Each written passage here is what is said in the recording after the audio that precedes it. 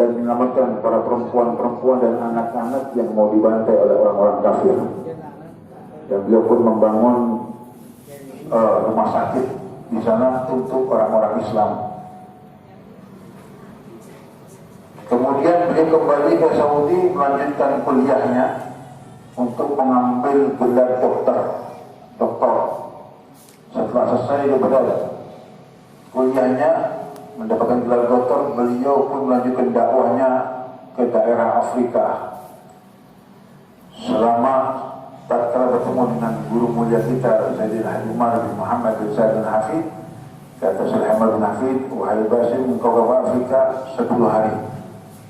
Maka beliau pun berangkat, karena juga masuk guru beliau Umar bin Habib, beliau berangkat ke Afrika bukan 10 hari, cuma 10 tahun berdakwah di Afrika. Dan sampai 17 tahun beliau berdakwah di Afrika, sampai detik ini pun beliau pulang pergi ke Afrika. Dan beliau sudah mengislamkan di Afrika sedikitnya 100.000 lebih, bahkan lebih 100.000 orang sudah masuk Islam di tangan beliau. Bahkan tatkala beliau suatu saat masuk di suatu negara kerajaan yang mana rajanya ini mengaku Tuhan, sehingga semua rakyatnya wajib nyembah sama si raja ini. Tatkala, dan itu sudah turun-temurun dari abahnya, kakeknya, buyutnya, semua mengaku Tuhan. Tatkala si raja yang sekarang ini bertemu dengan Habib Basim dan diislamkan oleh Habib Basim, si raja mengaku Tuhan ini. Dan ini di kerajaan ini ada 5 juta suku. Satu sukunya bisa 1.000, 2.000, 10.000 orang. 5 juta suku. Yang mana tatkala masuk Islam si raja, maka rakyatnya hampir 1 juta suku masuk Islam. Di tangannya raja, di tangannya Habib. Dan kemudian beliau pun di akhir tahun ini beliau masuk ke Indonesia, masuk ke Asia sekitar 3-4 tahun ini, baru mengetahui di sini ada negara Indonesia yang semangat Islamnya Masya Allah sangat besar, dan selamat belajar ilmu agamanya sangat besar, mencari ilmunya Allah Subhanahu wa Ta'ala sangat besar, sehingga beliau masuk ke Asia dan ke Indonesia, yang mana alhamdulillah pagi hari ini kita bertatap muka langsung dengan beliau Habib Basim bin Ahmad bin Abdullah Al-Atras, yang mana tidak ada lain beliau dakwahnya keliling ini, beliau semata-mata ingin ridhonya Allah dan ridhonya baginda Muhammad SAW. Dan beliau pun di masa kecil di samping menghafal Al-Quran, beliau juga sudah menghafalkan daripada semua mutun-mutun, dari alfiyahnya, zubatnya, jumiyahnya, semua itu kewajiban di masa kecil untuk menghafal. Dan alhamdulillah pagi hari ini kita ingin berkahnya beliau dan ingin tausiahnya beliau. Mudah-mudahan dengan tausiah beliau bisa memberikan semangat kita untuk menambah ilmu-ilmunya Allah SWT, untuk bertambah mujahadah di dalam mencari ilmu, dan untuk bertambah adab akhlaknya kepada guru-guru kita, insyaallah. Amin, Allahumma amin.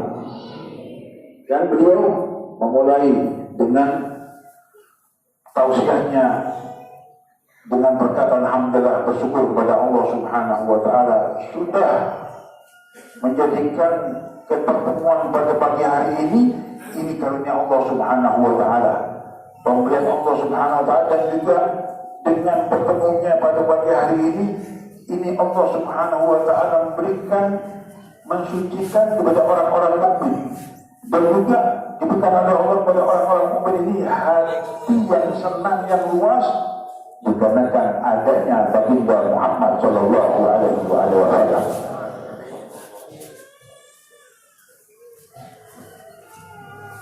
ثم الصلاة والسلام على شفيع الأنام وحبيب ربنا الرحمن سيدنا ونبينا وقرة أعيننا طبيب أرواحنا وطبيب قلوبنا ونور عيوننا محمد صلى الله عليه وسلم. Dan kemudian beliau bersalawat dan sahabat kepada orang yang sangat dimuliakan oleh Allah Subhanahu wa taala, yang diagungkan oleh Allah Subhanahu wa taala sebagai kekasih Allah Subhanahu wa taala, kecintaan Allah Subhanahu wa taala, dan orang yang menjadikan tabib obat bagi ruh kita dan obat jasad kita, obat hati kita, dan bahkan sebagai nur di badan diri kita, nur di mata kita, yaitu baginda Muhammad sallallahu alaihi wasallam. والله سبحانه وتعالى حينما خلق الأشياء في تفاوت في أفضلها وأوسطها وأقلها، فجعل للأيام أياما أفضل من أيام، وجعل الأنبياء والرسل أنبياء ورسل أعلى مقاما من أنبياء ورسل آخرين، فمنهم أولو العزم من الرسل، ثم يأتي سيدهم أعلى من ذلك وهو سيدنا محمد صلى الله عليه وسلم. وخلق الأشهر أيضا كذلك، فيها أشهر حرم وفيها شهر رمضان المبارك، فلم يكن خلق الله بكل شيء متساويا، بل فضل الله بعضهم على بعض. Kemudian Allah Subhanahu wa taala menciptakan kehidupan di dunia ini yang penuh ada perbedaan-perbedaan. Ada yang mempunyai keutamaan yang tinggi, ada yang punya keutamaan di tengah-tengah, ada yang punya keutamaan di bawahnya. Seperti halnya Allah Subhanahu wa taala menciptakan kita manusia ini, ada yang afdal, yaitu para anbiya, para rasul. Dan dari anbiya rasul ini ada yang lebih afdal lagi, yaitu ulul azmi, yang Nabi itu. Dari ulul azmi ada yang paling afdal lagi, yaitu Nabi kita baginda Muhammad sallallahu alaihi wasallam. Juga Allah ciptakan daripada waktu yang ada di dunia ini, dari hari-hari yang ada, Allah ciptakan daripada hari yang ada ini ada pada afdalnya. Apa? Di bulan-bulan hurum, bulan Dzulqa'dah, Dzulhijjah, Muharram, sama bulan Rajab. Ini bulan-bulan yang afdal. Juga dengan adanya bulan Ramadan, lihat bagaimana Allah Subhanahu wa taala menciptakan, dan juga ada perbedaan keutamaan. Dan ini Allah ciptakan untuk manusia biar tahu bagaimana kebesaran Allah Subhanahu wa taala. Wa antum حينما اختاركم الله سبحانه وتعالى لأن تكونوا في هذا المكان، إنما اختاركم الله سبحانه وتعالى لكي تتلقوا أنوار لا إله إلا الله سيدنا محمد رسول الله صلى الله عليه وآله وصحبه وسلم في صورة ومظهر هذا العلم الذي تتعلمونه، وحقيقة هذا العلم الذي تتعلمونه في هذا المكان إنما هو أنوار رب العالمين سبحانه وتعالى. Begitu pula dengan keberadaannya panjenengan semua ini. Kita pilih santai. Ya. Dengan keberadaannya sama semua di bawah ini panjenengan dipilih sama Allah untuk menjadi orang yang afdal dari perbedaan-perbedaan yang ada ini. Sampai yang dijadikan Allah, ditakdirkan oleh Allah untuk berada di tempat yang sangat mulia, di pondok pesantren yang setiap waktunya, setiap harinya disibukkan dengan ibadahnya kepada Allah untuk mempelajari ilmunya Allah Subhanahu wa taala, ilmunya baginda Muhammad. Berarti sampai ini mukhtar, panjenengan sampai ini dipilih oleh Allah Subhanahu wa taala untuk menjadi orang afdal. Dengan berada di pondok ini untuk mencari ilmunya Allah dan dengan kesibukan ilmunya Allah Subhanahu wa taala, Sehingga sampai ini termasuk pilihan Allah yang Allah jadikan bibit unggul namanya ke depannya. Amin Allahumma. ولما وصف أهل العلم وصفوا هذا العلم الذي أنتم تتعلمونه لم يصفوه بأنه كلام ولم يصفوه بأنه عمل وإنما وصفوه بأنه نور الله جل وعلا. هكذا حينما شكى سيدنا الإمام الشافعي لشيخه سيدنا وكيع قال له ماذا؟ قال له نور الله لا يؤتى لعاصي، مع أن سيدنا الإمام الشافعي كان يشتكي من ماذا؟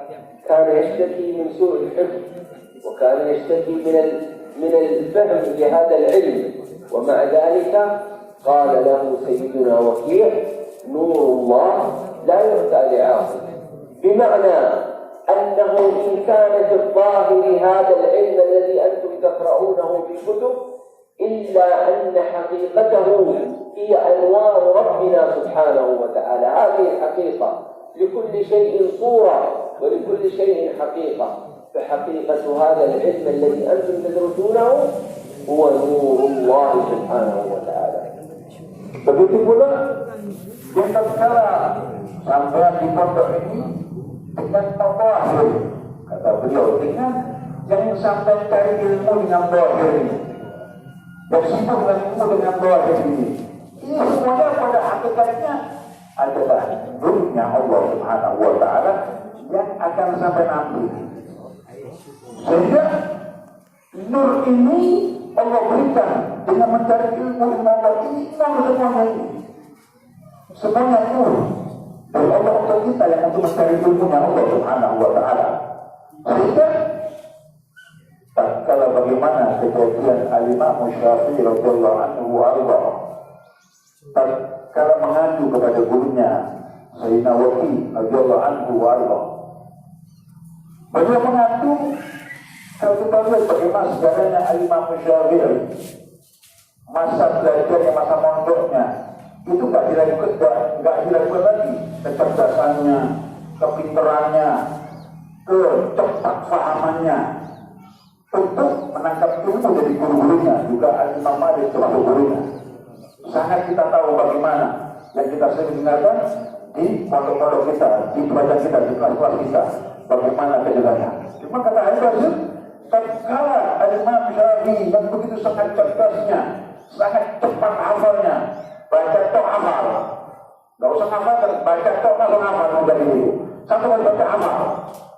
Cuma kata bagaimana Imam Syafi'i datang ke gurunya, besar untuk mengadu.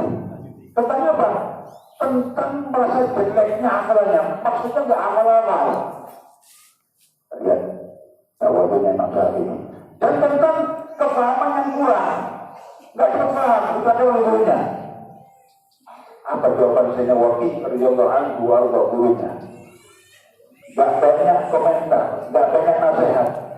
Kata Sayyidina Imam Waki, wahai Syafi'i, itu semua yang kau pelajari, yang kau ambil, yang kau amalkan, itu semua nurnya Allah Subhanahu wa Ta'ala. Dan nur ini tidak akan bisa dimasukkan oleh Allah kepada satu hambanya tatkala hambanya masih ada maksiatnya kepada Allah Subhanahu wa Ta'ala. Ini nur tidak akan bisa diberikan oleh Allah, tidak akan diberikan oleh Allah kepada hambanya untuk mencapai ilmu, untuk mendapatkan ilmu, sementara dia masih bermaksiat kepada Allah Subhanahu wa Ta'ala. Tidak akan bisa. Maka kata Al-Bazir, maka ilmu ini yang kita beri, ini sempatan nurnya Allah Subhanahu wa Ta'ala, dan akan bisa mencapai, mendapatkan dengan sempurna dengan meninggalkan kemaksiatan yang ada, maksiat yang zahir dan maksiat yang batin. اسمعوا إلى ما قال الله سبحانه وتعالى عن نوره جل وعلا، وهو سبحانه وتعالى الذي يصف نفسه في هذه الآيات الكريمة. فيقول ربنا سبحانه وتعالى بعد أعوذ بالله من الشيطان الرجيم. الله نور السماوات والأرض مثل نوره كمشكاة فيها مصباح المصباح في زجاجة الزجاجة كأنها كوكب دري. كل هذه أوصاف لأنوار ربنا سبحانه وتعالى. كيف يمكن لهذه الأنوار أن تتنزل على قلب عاصي؟ لا يمكن هذا. العصاة لا يمكن أن يتقبلوا أنوار ربنا سبحانه وتعالى وأنوار لا إله إلا الله. لذلك حينما نقول أن الله اصطفاكم وجعلكم في هذا المعهد المبارك وجعلكم في هذا المكان المبارك، لماذا؟ لأن هذا المكان يحفظكم بإذن الله تعالى من كثير من المعاصي وكثير من الذنوب، لتبقى قلوبكم وأرواحكم صافية طاهرة لتلقي أنوار لا إله إلا الله. Maka Allah Subhanahu wa Ta'ala telah mensifatkan bagaimana nur Allah Subhanahu wa Ta'ala yang diberikan kepada hamba-hambanya.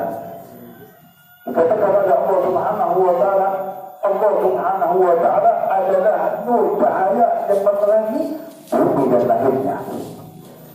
Seperti hanya perumpamaan bagaimana nur yang ada di langit daripada yang menerangi kepada buminya. Itu Allah sangat menyebar kepada siapapun yang mau mendapatkan nur tersebut. Oleh karena itu, tidak akan Allah Subhanahu wa Ta'ala memberikan dunia ini kepada hambanya yang masih ada maksiatnya kepada Allah Subhanahu wa Ta'ala. Bukan sering maksiatnya, yang masih ada maksiatnya Allah akan berikan dunia. Kalau ada maksiatnya lebih sering lagi, lebih terlalu sering, ini lebih jauh lagi. Yang ada maksiatnya pun Allah akan berikan.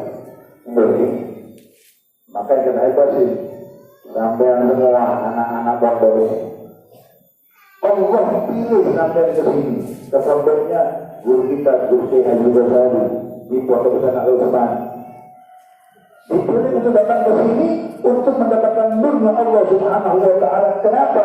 Karena tempat ini sudah mendapat izin dari Allah Subhanahu wa Ta'ala untuk dijauhkan dari maksiat-maksiat, dijauhkan dari dosa-dosa. Sehingga pada anak santri ini datang ke si pondoknya Syekh Ghazali ini memang khusus, memang dengan suara dan niat yang soleh, niat yang sangat dalam dan ikhlas untuk mengambil ilmunya Allah, mengambil ilmunya Allah Subhanahu wa Ta'ala, sehingga akan dimudahkan oleh Allah untuk mendapatkan nurnya Allah karena keberadaan kita di pondok yang dijauhkan oleh Allah, maksiatnya Allah, dosa-dosa kepada Allah Subhanahu wa Ta'ala. المكان الوحيد الذي يمكن أن يصنع العظماء ويصنع الكبار في هذه الأمة كما كانوا منذ أول التاريخ هذا الإسلام، المكان الوحيد الذي يصنع فيه الرجال الأقوياء العظماء هو معهد مثل معهدكم هذا. Yang mana kata beliau, keterangan tadi, para santri ini di sini untuk mengambil ilmunya Allah, ilmunya Allah ini yang sudah dijauhkan dari maksiatnya Allah. Memang Allah akan berikan kepada kalian nurnya la ilaha illallah Muhammad Rasulullah.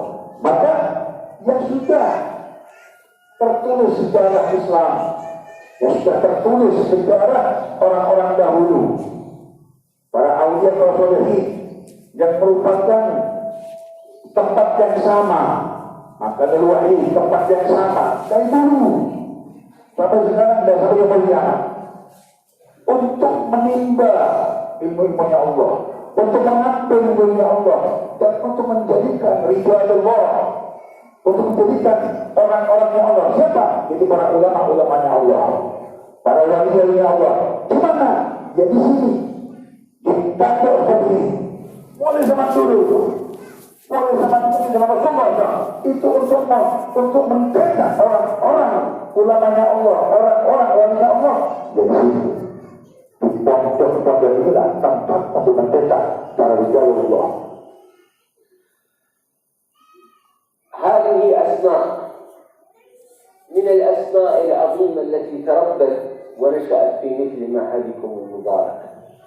سيدنا الإمام عبد القادر الجيلاني، سيدنا الإمام أبو زكريا محي الدين النووي رحمة الله تعالى عليه، الشيخ محمد بن محمد أبو حامد الغزالي رحمة الله تعالى عليه، ومن قبلهم سيدنا الإمام الشافعي رحمة الله تعالى عليه، ومن بعدهم ومن قبلهم الشيخ محمد سلمان المدني، الشيخ كبار علماء هذه الأمة.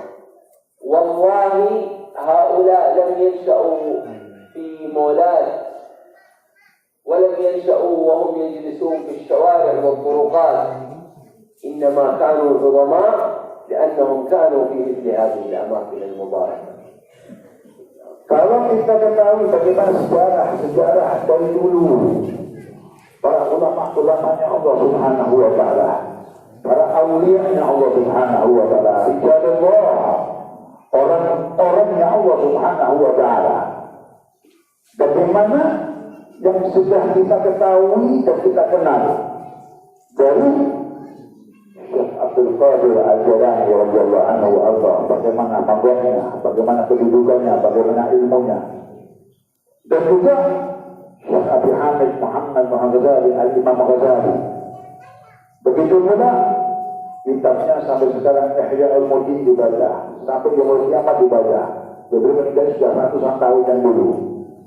Juga Syekh Al-Mannawi, ulama besar di zamannya. Juga masih banyak lagi Syekh Al-Madani dan lainnya, syekh para ulama-ulama dahulu yang sudah kita sering baca di kitab-kitab kita.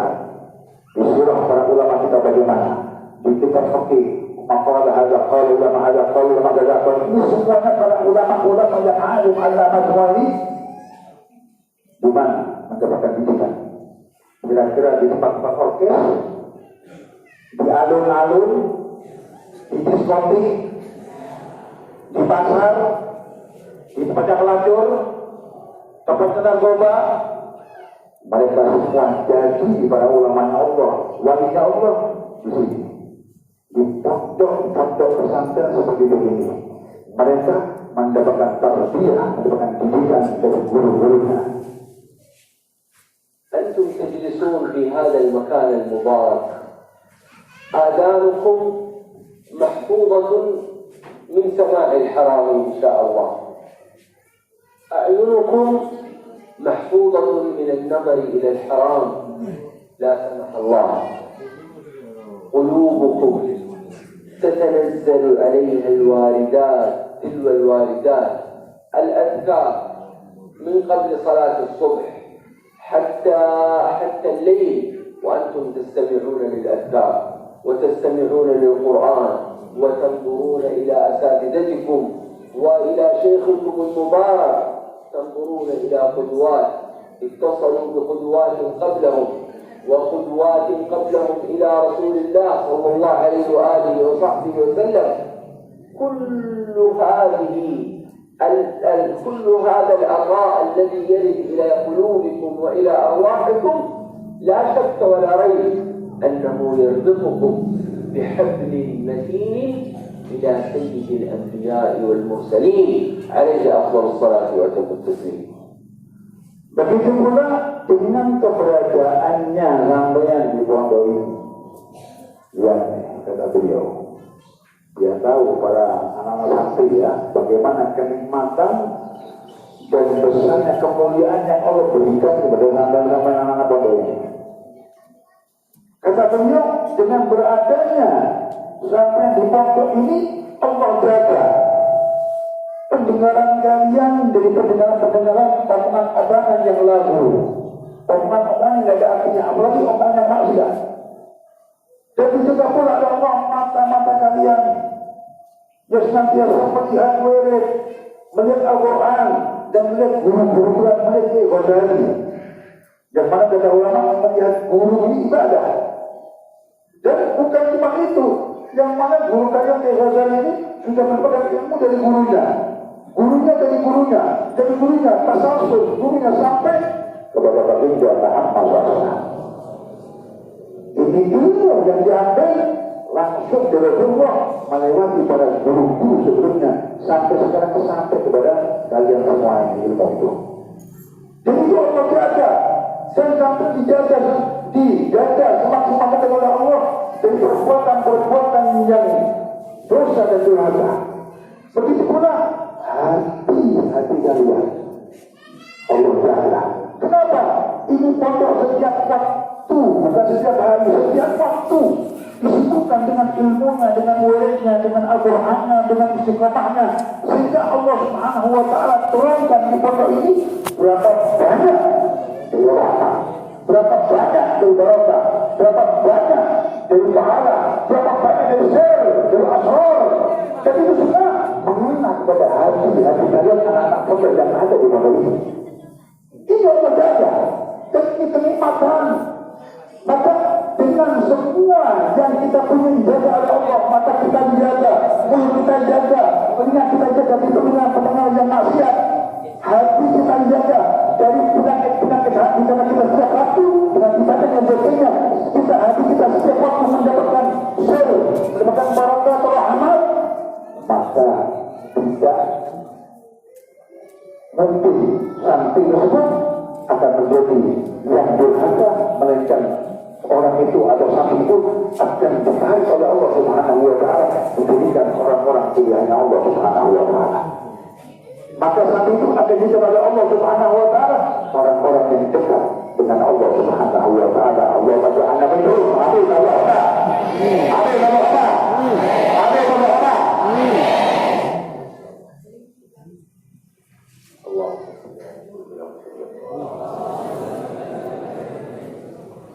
ولما كان هذا المقام الذي أنتم فيه مقام عظيم عظم على الشيطان الرجيم العمل الذي أنتم فيه، فأصبح لزاما على الشيطان الرجيم أن يغويكم وأن يوسوس لكم أكثر من غيركم من الناس. غيركم من الناس ما يحتاجون هذا الجهد والمجهود الكبير من الشيطان عليه لعنة الله، وإنما أنتم الذين تكونون في هذا المكان المبارك الشيطان يجتهد عليكم أكثر من غيركم، فتجد الشيطان يوسوس لأحدكم ويقول لماذا أنت تجلس في هذا المكان؟ أصحابك، أقاربك، جميع من تعرف وهم في بيوتهم يلعبون ويأكلون وينامون في الوقت الذي يشاءون، وهكذا يوسوس الشيطان عليكم دائما بعظيم المكان وعظيم المقام الذي أنتم فيه. Begitu pula dari kemuliaan yang sangat besar dari Allah Subhanahu wa taala kepada kalian dan kepada batu ini. Tidak tahu tidak tahu batu ini. Mengkakai muncul sedia. Dan besarnya kemuliaan Allah Subhanahu wa taala yang diberikan kepada santri-santri ini, itu syaitan rajim, syaitan yang dilaknat oleh Allah Subhanahu wa taala ini, Allah jaga untuk kehabisan kalian. Ya, kalau di luar itu yang yang terkecoh itu kita, betul kan? Yang tertipu kita manusianya dari setan ini. Cuma di sini di foto ini itu setan yang terkecoh, setannya tertipu. Kenapa? Karena yang mengganggu kalian setannya ini bukan setan kelas tinggi, yang kelas bawah. Ini syaitannya kelas satu jenderal enggak? Sebelumnya ya jenderal. Setannya jenderal. Kalau setannya masih tamtama, masih prajurit, tak gaul ya. Tak akan masuk. Kenapa? Karena sekarang yang mujahadah, yang bersikeras untuk mengganggu manusianya ini setan sekarang. Siapa caranya? Si santri ini tidak kerasa di pondok, tidak akan belajar. Siapa caranya? Dia berusaha keras, karena kalau cuma diomongin aja tidak akan masuk. Kalau santri ini disibukkan setiap waktunya. Peraturan dari Ghazali, wiridnya, dikomannya, maulidnya, tahajudnya, sholat berjamaah terus setiap waktu. Jadi setan tidak ada salah untuk melakukan ini. Sehingga yang mengganggu ini setan yang sudah kelas kakak sudah, yang sudah pengalaman, yang sudah jenderal. Apa ganggu mereka? Ganggu pada kalian dihidupkan kalian. Dok, bukannya macok, udah pipi, udah busku, dan malah bisa acara, dok. Nah, macok, bisa orang pipi. Pada waktu itu ada maaf, drama orang pipi. Pasti kata pipi ada dong. Dari ininya, sampai ini anak-anak ini untuk pulang nggak belajar lagi. Itu mudah ada mereka para setan. Diingatkan bagaimana teman anda di rumah, saudara anda, adik anda, kakak anda, orang-orang teman-teman anda di pondok itu, di rumah itu, mereka bebas. Mereka seenaknya mau makan, mau tidur, mau main, mau keluar, tidak pulang, hanya noah. Apa yang noah? Oh, noah itu.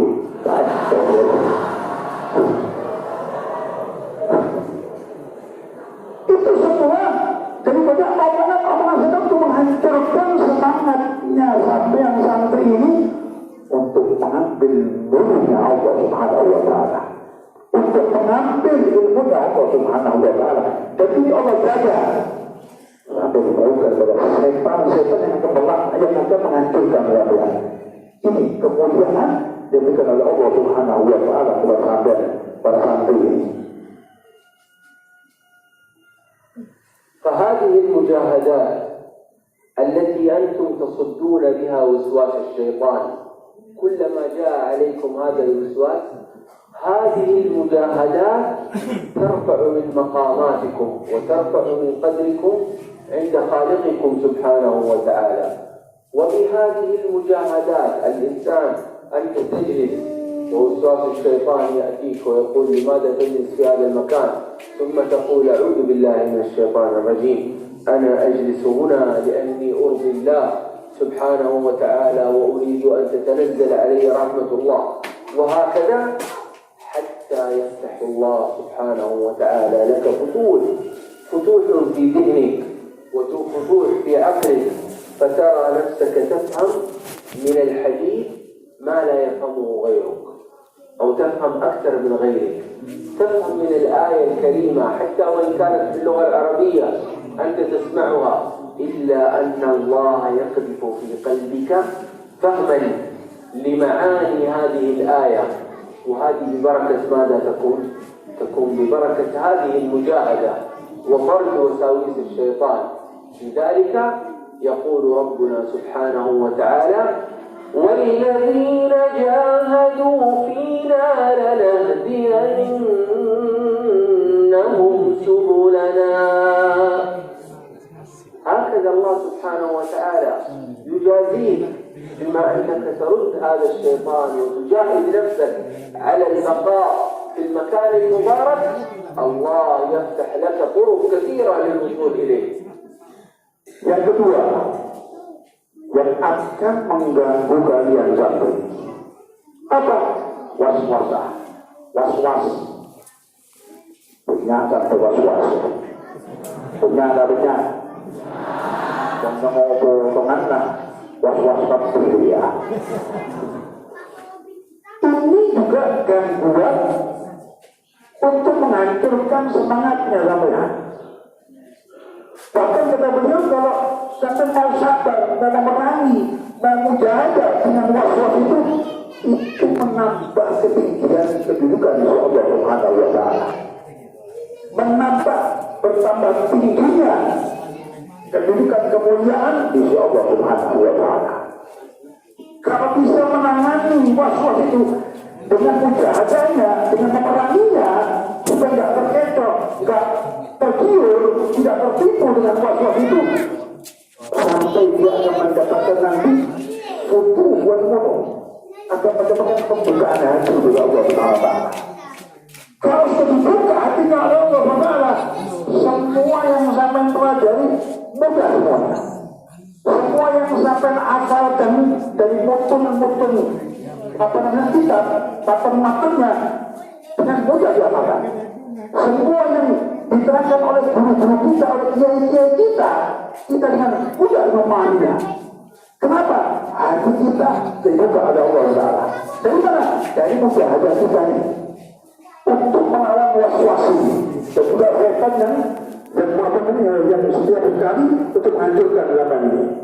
Allah berkata, maka bukan cuma hati, bukan semua dibuka oleh Allah Ta'ala. Dibukakan semua oleh Allah Subhanahu wa Ta'ala. Sehingga kita pun akan mudah untuk memahami kepada Al-Quranul Karim. Kalamnya Allah Subhanahu wa Ta'ala. Dan mudah yang mana tidak ada yang paling sebaik-baiknya kalam seperti kalamnya Allah Subhanahu wa Ta'ala. Dan kalamnya baginda Muhammad SAW. Yang maksud Allah Subhanahu wa Ta'ala Al-Qurannya, wahai para manusia, barang siapa yang mujahadah di jalanku, maka aku akan memberikan jalan yang mudah pada kalian, jalan yang real pada kalian.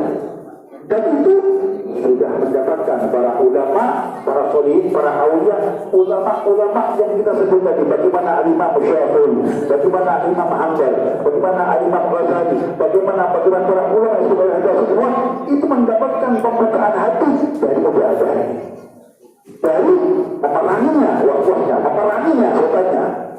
Inilah kata beliau, orang-orang yang akan mendapatkan darinya Allah Subhanahu wa Ta'ala dan akan dibuka oleh Allah Subhanahu wa Ta'ala hatinya untuk bisa memahami Al-Quran, memahami hadis, dan ilmu yang ada dari Allah Subhanahu wa Ta'ala. الآن أريدكم أن تنتبهوا معي وتركزوا. ذكرنا قبل قليل أمرين مهمين لكي يحسن طلب العلم ويرتقي طالب العلم بعقله وقلبه بهذه الأمرين إن شاء الله. الأول هو صفاء السريرة، طهر القلب وطهر الروح، ويكون هذا بالابتعاد عن المعاصي والذنوب، فيبقى قلبك طاهرا وأنتم أغلبكم صغار في العمر ولله الحمد، لم يجري عليكم القلم ولم تكتب عليكم الذنوب الكبار ولله الحمد، فحافظوا على هذا الصفاء في أنفسكم وقلوبكم وأرواحكم. هذا الأمر الأول. إذا اجتمع الأمر الأول الصفاء مع الأمر الثاني وهو مجاهدة النفس المستمرة، ينتج لنا بعد هؤلاء الاثنين صفاء النفس والمجاهدة المستمرة، يكون لنا بعد ذلك نتيجة أننا نرتقي بدرجة عقولنا وأفهامنا وقلوبنا إلى مستوى عالي. الآن سوف أخبركم ما هو هذا المستوى العالي. Maka sekarang kata beliau saya akan diterangkan yang kalian santri pada khususnya untuk perhatian penuh dari yang saya terangkan ini. Kenapa?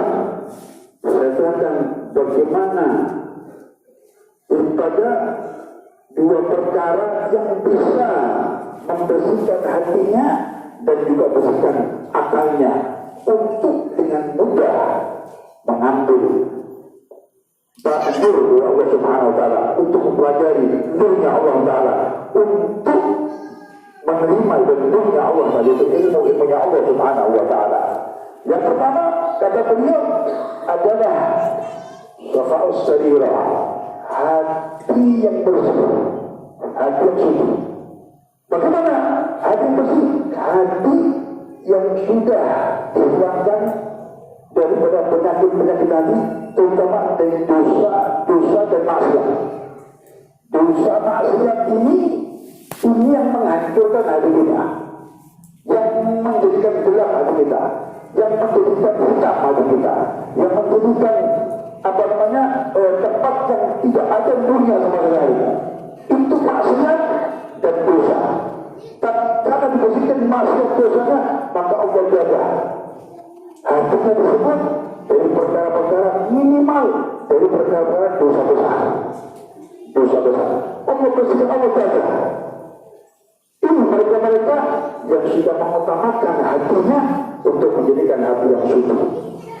Yang kedua adalah untuk membersihkan hati ini, menjadikan bisa menerima dunia Allah Subhanahu wa Ta'ala, hati yang penuh dengan mujahadah. Hati yang penuh dengan mujahadah, senantiasa dia berperang, bergelut dengan hatinya yang akan mengajak untuk kejelekan, yang mengajak untuk kehancuran, mengajak untuk durhaka-durhakanya kepada Allah Subhanahu wa Ta'ala, untuk jauh lebih dari Allah Subhanahu wa Ta'ala. Ini dia perkara, dia perangi terus. Maka dua perkara ini kalau ada di hatinya, Allah Subhanahu wa Ta'ala akan berikan bagaimana para ulama pada dahulu. Dan itu pun juga disertai dengan kebersihan akal. Dan kebersihan akal yang bagaimana? Ini beliau akan menerangkan sekarang ini bagaimana akal yang berbeda dibersihkan, yang sebagaimana para ulama, para solih, para awliya dahulu. حينما يعرض الحديث من كلام سيدي رسول الله صلى الله عليه وسلم، أو حينما تعرض الآية من كلام ربنا سبحانه وتعالى، فإن أفهام البشر تختلف. وهنا حينما أقول البشر أقول العلماء، أقصد العلماء. هذا العالم سمع هذه الآية وفهم هكذا وهكذا وهكذا، ثم هذا العالم سمع نفس الآية ولكنه لم يفهم هذه الثلاثة الأشياء التي فهمها العالم الثاني، وهذا العالم الثالث سمع نفس الآية إلا أنه استخرج منها 10 أحكام و10 فوائد غير الأحكام. وهذا عالم حافظ لكتاب الله، وهذا عالم حافظ لكتاب الله ولحديث رسول الله، وهذا أيضا عالم. هنا هذا الاختلاف في قوة الفهم وقوة الاستنباط، هذا الاختلاف مبناه على ماذا؟ مبناه على فتح الله سبحانه وتعالى لهذا الطالب. كم فتح الله سبحانه وتعالى على هذا الطالب في فهمه وإدراكه. هنا يأتي الاختلاف.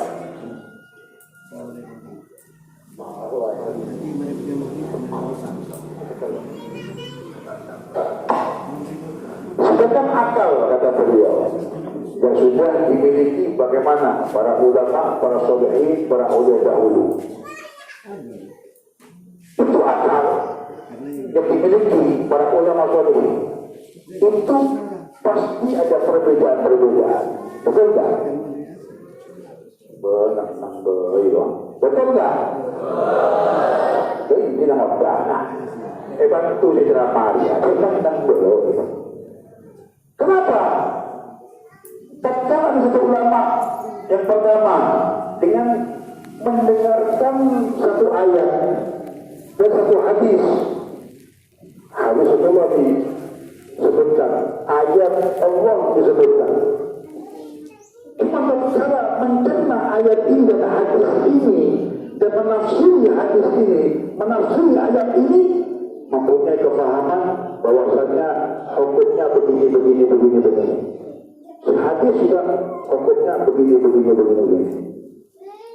Ada ulama yang kedua dengan mendengarkan ayat yang sama dan hadis yang sama, cuma tatkala istikhraj, tatkala dia menafsirkan ayat ini punya perbedaan tafsir, punya perbedaan pendapat.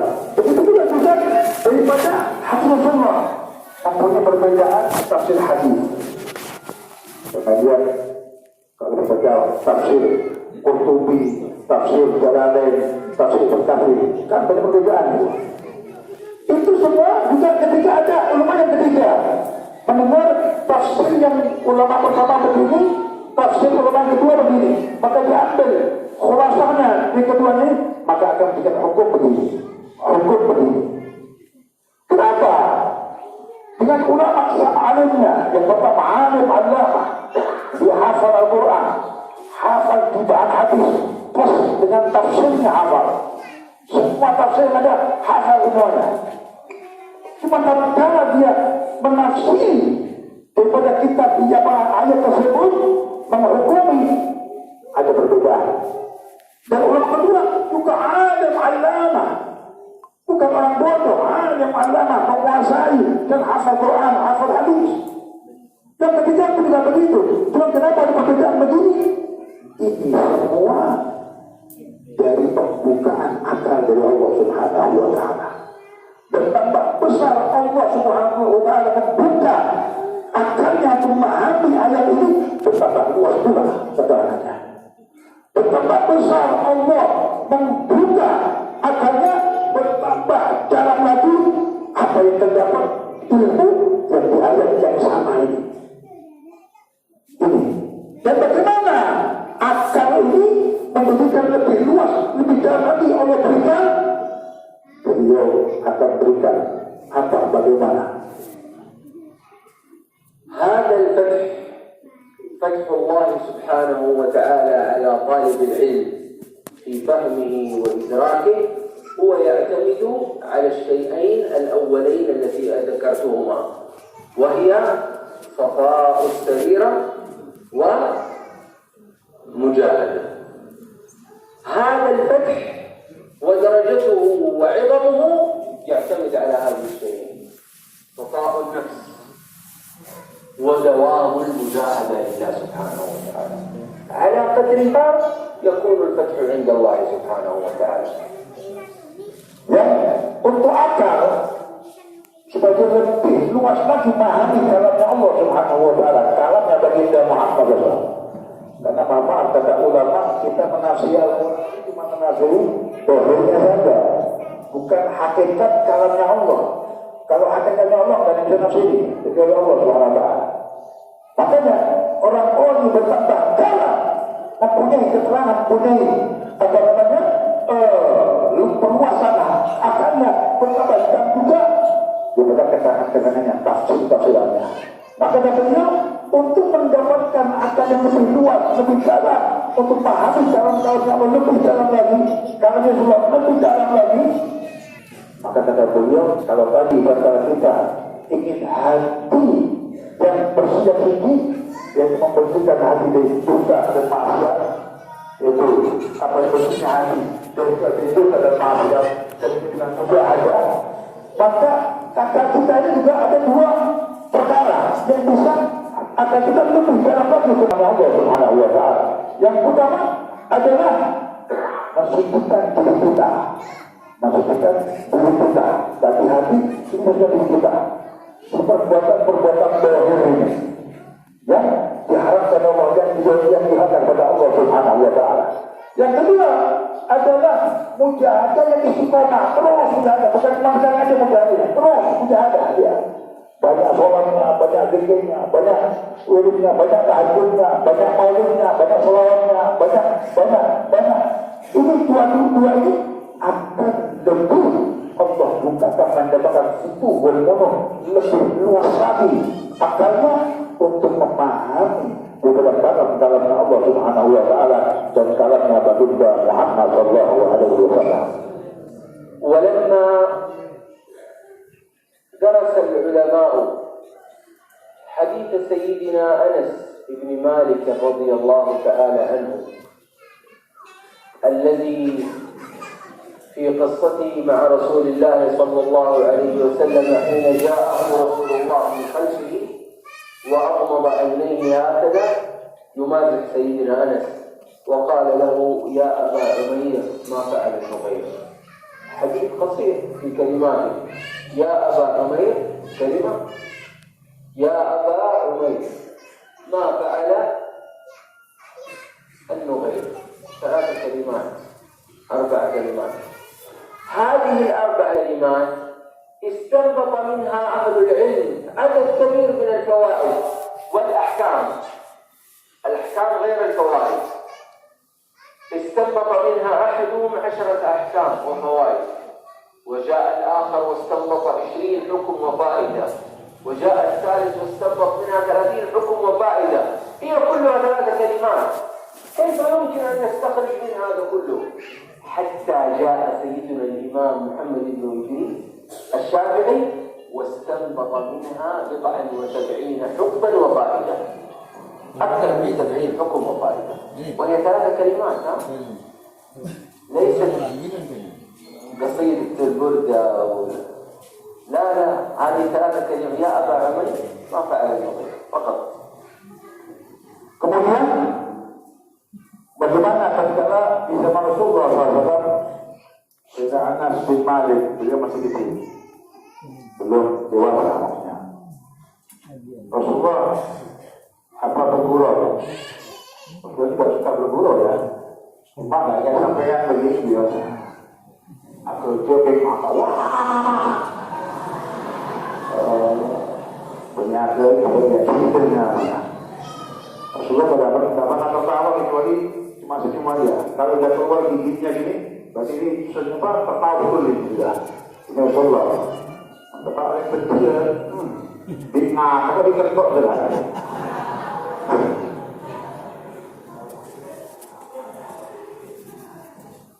Ini tertawa, tertawa. Ini Rasulullah karena bergurau dengan Sayyidina Anas bin Malik. Rasulullah datang dari belakang bagi Sayyidina Al-Nabi, kemudian menutup matanya Sayyidina Anas bin Malik dan mengatakan, "Madu Rasulullah, ada apa Rasulullah?" Kata Rasulullah, "Wahai Anas bin Malik, ya Abu Umair." Ini julukan Sayyidina Anas bin Malik ini. Wahai ayahnya Umar kecil, maka fa'alan nuger, apa yang engkau perbuat dengan burung yang kecil ini? Cuma 4 kalimat. Dan secara zahir perkataan biasa, nggak ada di dalamnya suatu yang dalam, suatu yang sastra. Biasa saja. Cuma bagaimana ulama kita yang kita makan, ulama kita yang betul alim, bisa mengistikharkan, bisa mengambil dari 4 kalimat ini dan seakan-akan pandangan yang sangat biasa. Bukan ada hukum dalamnya, bukan ada faedah, dan seakan-akan tidak ada orang biasa. Cuma ulama-ulama kita yang sudah akalnya ini dibuka oleh Allah, futuh wal munah, bisa menafsirkan. Ada sebagai ulama menafsirkan kalimat 4 ini bisa mengambil 10 hukum dan 10 faedah dari 4 kalimat ini. Ada 10 hukum dan 10 faedah.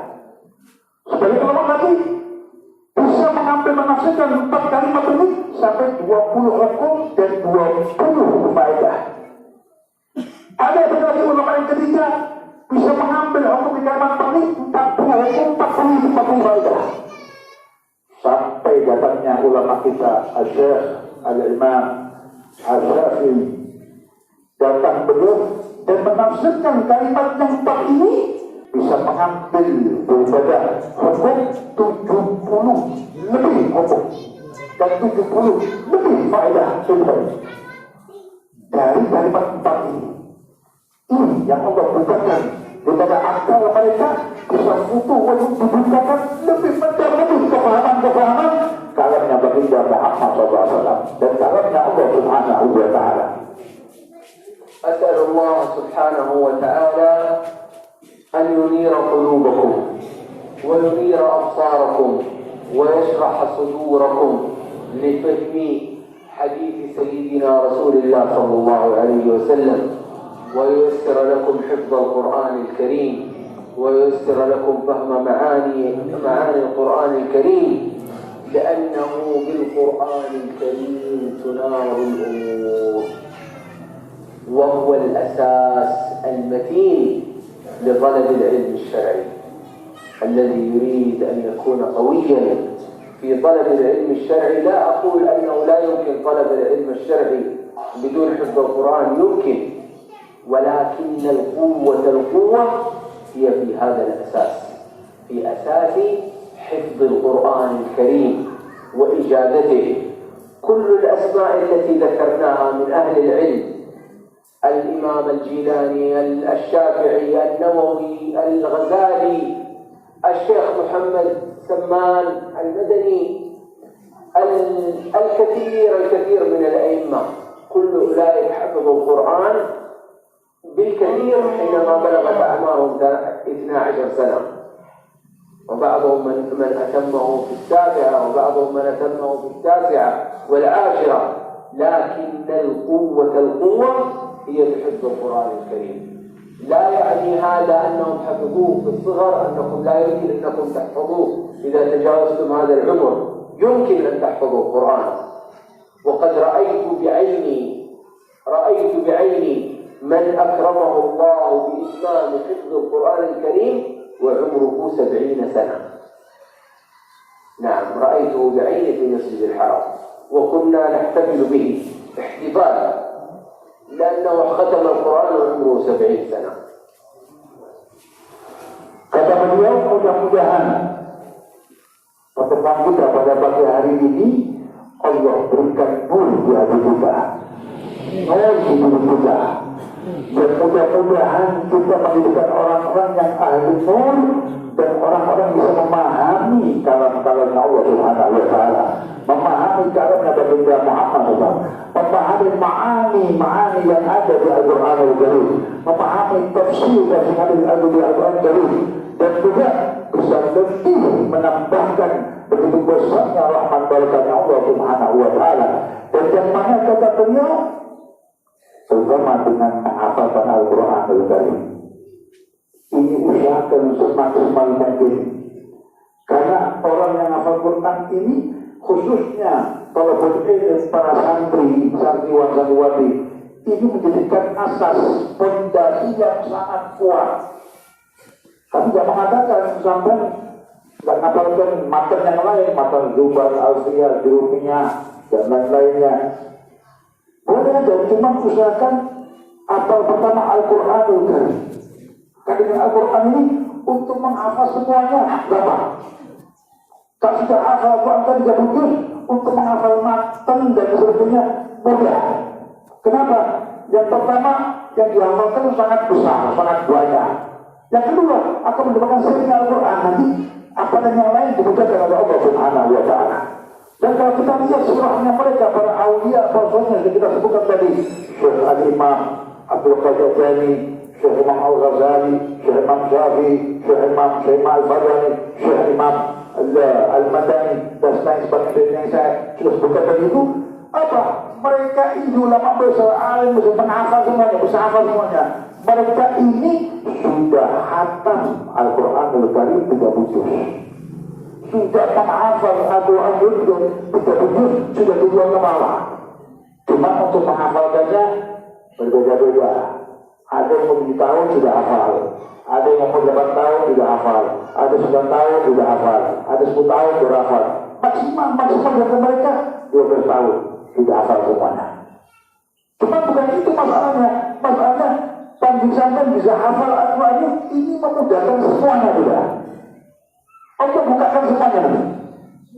Karena para ulama ini sangat identik. Mereka orang-orang dahulu, para ulama dahulu itu identik. Tahu identik toh? Tahu identik. Beri bakso loh identik ya.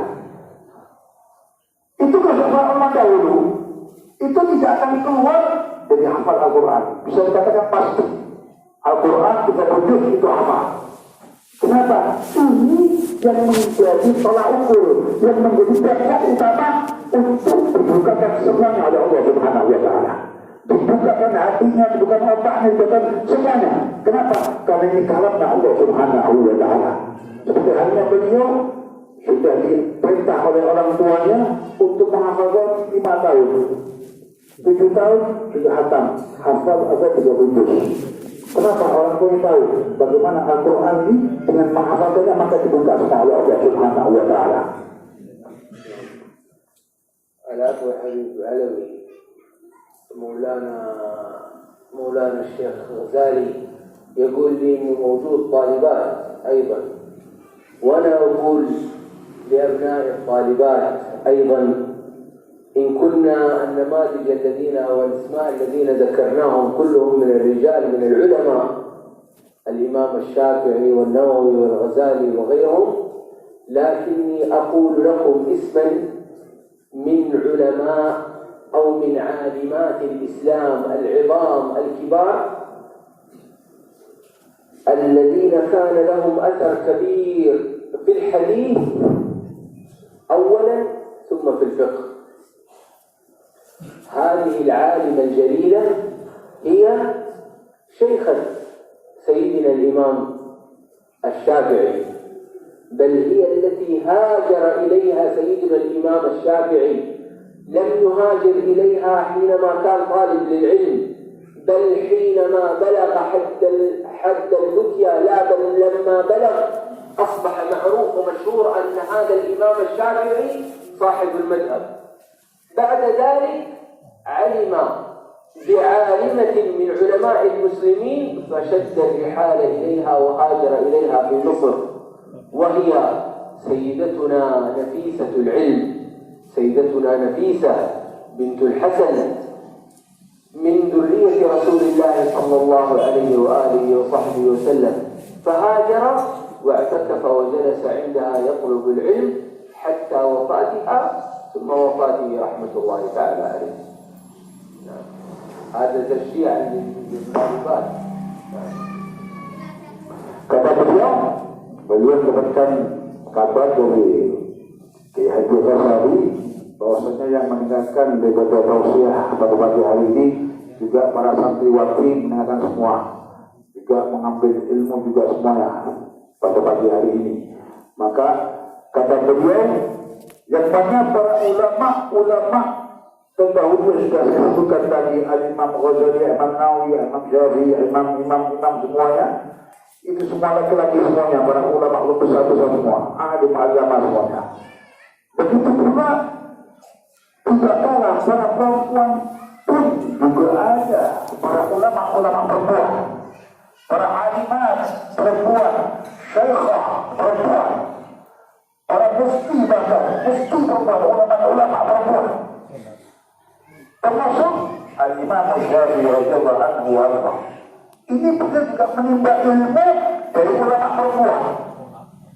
Tatkala beliau sudah menjadi mufti, mujtahid mutlak Imam Syafi'i.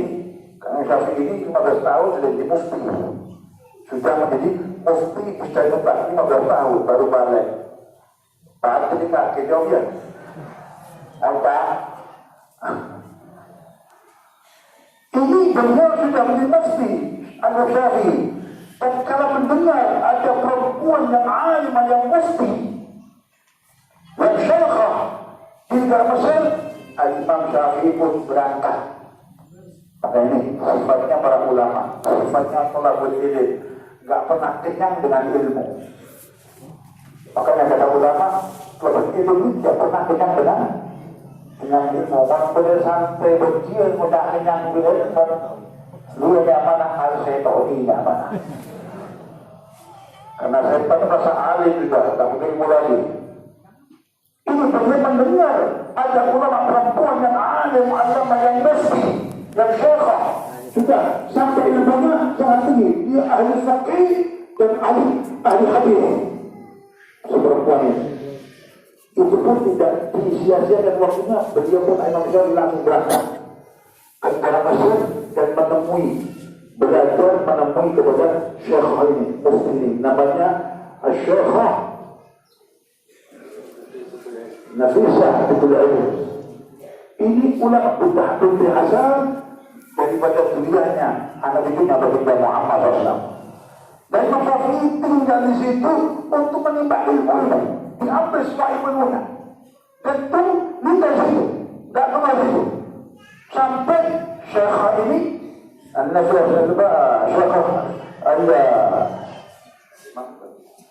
Nafisah ini sampai meninggal. Ditunggu sampai meninggal, belajar sampai meninggal.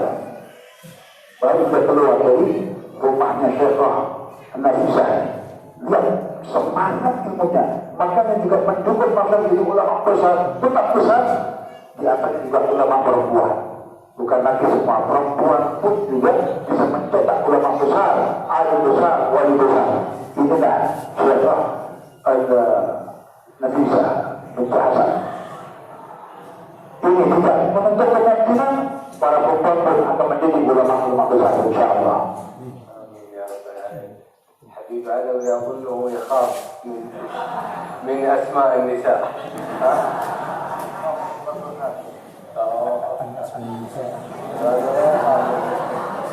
Tak paham untuk apa. Kenapa dong? Kenapa dong? Mahal-mahalan.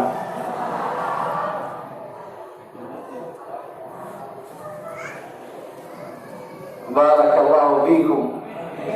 الحمد لله رب العالمين الذي جمعني وإياكم في هذا المجلس المبارك.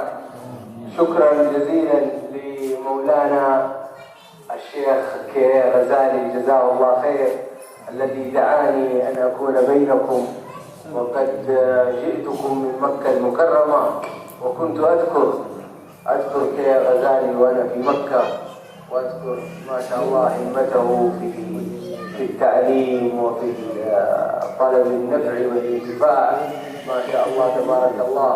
أشكر أيضا أخي وصديقي الحبيب علوي المحضار، الله يخليك إن شاء الله، وهو الذي على عودة الغذاء ولا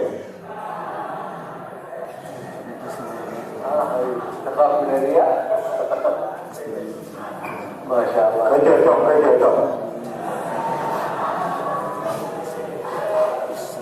أشكر أيضا المدرسين والمدرسات المباركين في هذا المعهد. أشكر أولادي وبنات الطالبات والطلاب جميعا. سعيد أن أكون بينكم، الحمد لله رب العالمين، والسلام عليكم ورحمة الله وبركاته. Kata beliau di penghujung tausiah beliau datang ke Makkah Mukarramah ke sini untuk satu rahmi dan teruskan dakwahnya bagi Muhammad dan sangat berterima kasih dan sangat mendalam kepada guru kita Ki Haji Ghazali yang sudah bisa bertemu sini dan berdakwah di sini, dan beliau pun sebenarnya sudah mengingat Imam Ki Ghazali ini ketika di Mekah. Disebut-sebut bagaimana Ki Ghazali ini semangatnya, dakwahnya, pondoknya yang begitu besar. Beliau sudah sebut-sebut nama Ki Ghazali di Mekah. Amin Allahumma. Amin Allahumma. Dan alhamdulillah pada siang hari pagi hari ini beliau nyampe di sini bisa bertemu dengan para mudarrisin, mudarrisat, talibin, talibat, para santriwan-santriwati yang juga alhamdulillah pada pagi hari ini bisa bersuara bersama dan bisa mendapatkan rahmat barakah Allah bersama. Dan juga tutup dengan besar dan insyaallah akan tutup dengan doa kepada beliau Al-Habib bin Ahmad Al-Abbas sebagai tafadhol.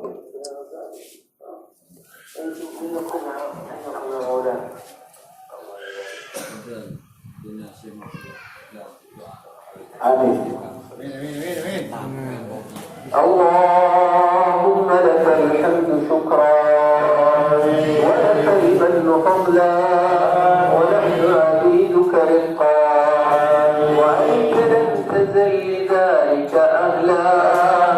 اللهم صل على سيدنا محمد في الأولين وصل على سيدنا محمد في الآخرين وصل على سيدنا محمد في الملأ الأعلى إلى يوم الدين. اللهم اهدنا فيمن هديت وعافنا فيمن عافيت وتولنا فيمن توليت وبارك لنا فيما أعطيت. اللهم لا تفرق جمعنا هذا إلا بذنب مغفور وعمل صالح متقبل مبرور. اللهم اقسم لنا من خشيتك ما تحول به بيننا وبين معصيتك ومن طاعتك ما تبلغنا به جنتك ومن اليقين ما تهون به علينا مصائب الدنيا ومتعنا اللهم بأسماعنا وأبصارنا وقواتنا ما أحييتنا واجعلنا الوارث منا ولا تجعل ثأرنا على من ظلمنا يا رب العالمين. اللهم إنا نسألك لأولادنا هؤلاء من الطلاب والطالبات نسألك اللهم لهم الهداية والصلاة نسألك اللهم لهم الرضا والاستقامة اللهم ارزقنا وإياهم الاستقامة على طاعتك يا كريم. اللهم زك نفوسنا أنت خير من زكاها أنت وليها ومولاها. اللهم اقض حاجاتنا يا قاضي الحاجات اللهم اقض حاجاتنا يا قاضي الحاجات واغفر ذنوبنا وخطايانا يا غافر الذنوب والخطايا والسيئات. اللهم يسر لهم حفظ كتابك الكريم اللهم يسر لهم فهم كلام سيد المرسلين. اللهم فقههم في الدين وعلمهم التأويل وأخرج منهم الأئمة والعلماء العارفين. اللهم إنا نشهدك يا الله أنهم أتوا إلى هذا المكان حبا لك وحبا لرسولك يا رب العالمين. اللهم مد قلوبهم بكريم مدد من لدنك يا كريم ما أنزلته على عبادك الصالحين وأوليائك المخلصين. اللهم اغفر حظهم ونصيبهم يا كريم يا أرحم الراحمين. اللهم إذا توفيتنا فتوفنا مسلمين مؤمنين وألحقنا بالصالحين. اللهم ارزقنا حسن الخاتمة يا كريم. اللهم ارزقنا حسن الخاتمة يا رحيم. اللهم ارزقنا حسن الخاتمة يا أرحم الراحمين. بفضل سبحان ربك رب العزة عما يصفون وسلام على المرسلين والحمد لله رب العالمين. الفاتحة. أعوذ بالله من الشيطان الرجيم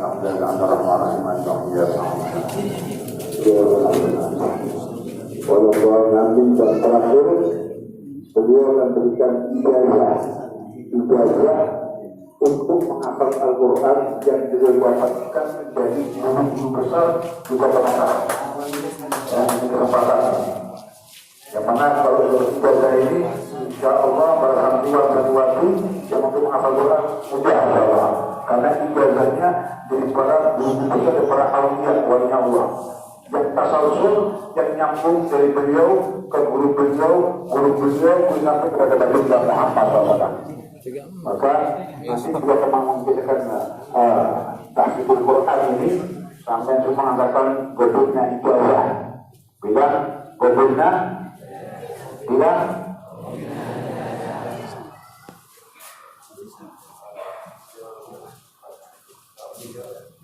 Ini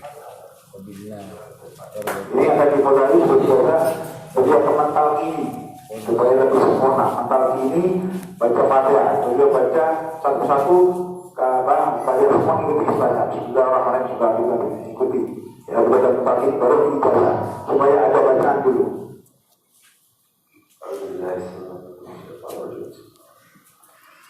Bismillahirrahmanirrahim. Bismillahirrahmanirrahim. Alhamdulillahi Rabbil alamin. Alhamdulillahi Rabbil alamin. Ar-Rahmanir Rahim. Ar-Rahmanir Rahim. Maliki Yawmiddin. Maliki Yawmiddin. Iyyaka na'budu wa iyyaka nasta'in. Iyyaka na'budu wa iyyaka nasta'in. Ihdinas siratal mustaqim. Ihdinas siratal mustaqim. Siratal ladzina an'amta 'alaihim. Siratal ladzina an'amta 'alaihim. Ghairil maghdubi 'alaihim. Ghairil maghdubi 'alaihim.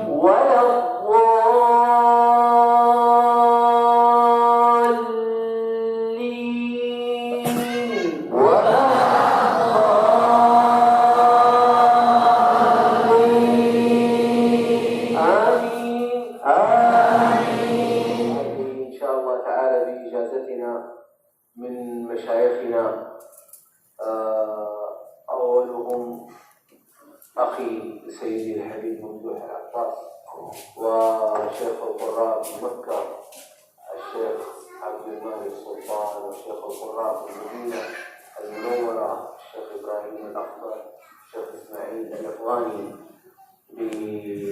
بسندهم من طريق الشاطبية إلى سيدنا أبو موسى الأشعري رضي الله تعالى عنه الذي تلقى هذه التلاوة تلقاها عن رسول الله صلى الله عليه وسلم الذي تلقاها رسول الله صلى الله عليه وسلم عن سيدنا جبريل الذي تلقاها سيدنا جبريل عن الله سبحانه وتعالى. فبهذا السند المبارك إن شاء الله تعالى أجيزكم في قراءة سورة الفاتحة تبركا بهذا السند المبارك. Betulnya ijazah. Jadi beliau mengatakan tadi beliau sudah mendapatkan ijazah hafal Quran ini dari ulama-ulama Mekah, Ummul Qura dan ulama yang di Madinah dan juga guru beliau Habib Abbas Hashi dan juga guru-guru yang lainnya para habaib, para sholihin yang mengatasassul dari guru mereka sebab sampai pada baginda Muhammad dan baginda Muhammad mendapatkan langsung dari malaikat Jibril dan malaikat Jibril langsung bertemu dengan Allah, mendapatkan langsung dari Allah Subhanahu wa Ta'ala, yang mana tasassul ini lantai emas yang sangat besar ini itu saudara diijazahkan kepada sampai semua. Bagaimana ijazah? نجيزكم أيضا في حديث المحبة حديث سيدنا معاذ الذي قاله رسول الله صلى الله عليه وآله وصحبه وسلم حين قال يا معاذ إني أحبك يا معاذ إني أحبك فلا تدعن دبر كل صلاة أن تقول اللهم أعني على ذكرك وشكرك وحسن عبادتك. نعم، وبهذا إن شاء الله بسندنا إلى حضرة سيدي رسول الله أجيزكم فيها. Kita belum yang kedua ijazah mahabbah yang langsung dari Sayyidina Mu'adz pada baginda Muhammad SAW. Bagaimana mengatakan, wahai Mu'adz, aku cinta kepada kamu dan jangan kamu tinggalkan bacaan lagi setelah sholat itu bacaan Allahumma a'inni ala dzikrika wa syukrika wa husni ibadatik. Ini langsung dari juga kepada sekalian semua insyaallah. Nah, wal faqir aqulu lakum aydan inni uhibbukum. Dan kalimat tadi Rasulullah mengatakan kepada Sayyidina Mu'adz bin Jabal juga beliau sudah mengatakan beliau pun juga cinta kepada kalian semua. Ini penyaksian dari Tuhan. Amin.